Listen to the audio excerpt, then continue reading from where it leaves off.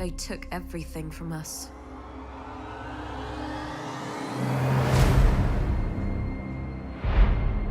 Because magic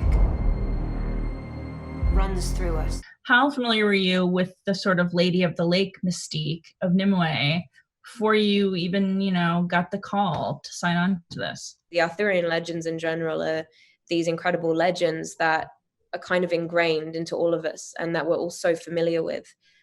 But often when we think of the Arthurian legends, we think of the male characters like Arthur and Merlin and the Knights of the Round Table. And I think what was really interesting to me is that, we very seldom, if ever, dive into the stories of the female characters, particularly one of the most prolific characters and most iconic characters, which is the Lady of the Lake. So I actually signed on after reading a draft of the book, no finalized scripts, but it was a story that I just immediately gravitated to, not just because of the Arthurian legend, not just because it was a new perspective, but also I think it's really important to tell the story of heroines and the true story of a heroine and all of those obstacles that are specific to a woman's journey. And those roles as a woman are far and few between. So it was something that I just knew I had to be a part of. You are not some fragile maid. You are a warrior. Nimue is sort of this like beacon of courage for the Fae and like for everyone around her. Like, do you have a sense of where that courage comes from? Like, she's very courageous from an early age. I think it's interesting because when we first see her, she's so restless and such an outcast. And, she has been ostracized because of these gifts that she has, or this curse, this thing that she doesn't understand, and other people don't understand it, so they fear her. And I really feel for her because when we first see her, she has gone through so much loss and so much sadness, and then she just continues to go through so much loss and so much sadness. And to me, I think it's kind of that thing of people who have gone through so much adversity are even more compassionate because they don't want other people to go through that because they know how it feels.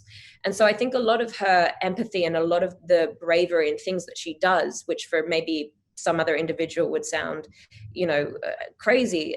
For her, I think it just comes from a deep place of empathy and a deep place of love and caring. Even though she's been so lonely, she really does care about other people.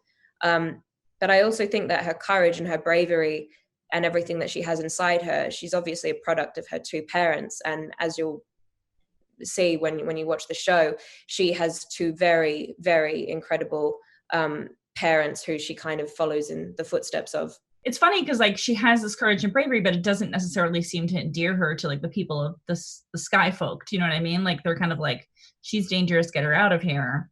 Mm-hmm. And I'm wondering if that's just like fear is something different. I think a lot of it is, for sure. She has this thing that people don't understand, and what a lot of us do when we don't understand things, we're scared of it. We don't know what it is. It's not familiar. And she is that.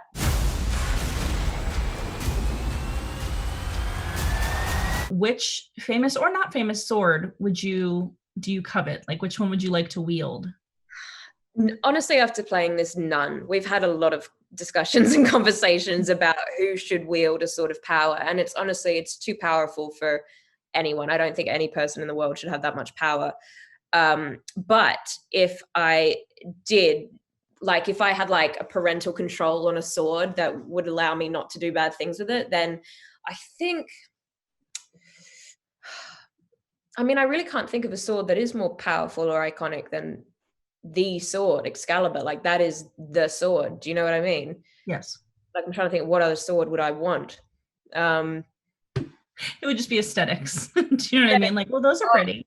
Okay. Well, then I have to say Princess Bride, the one that what's his face? My name is Amigo Montoya. You killed my father. Prepared to die. There's some beautiful swords in that.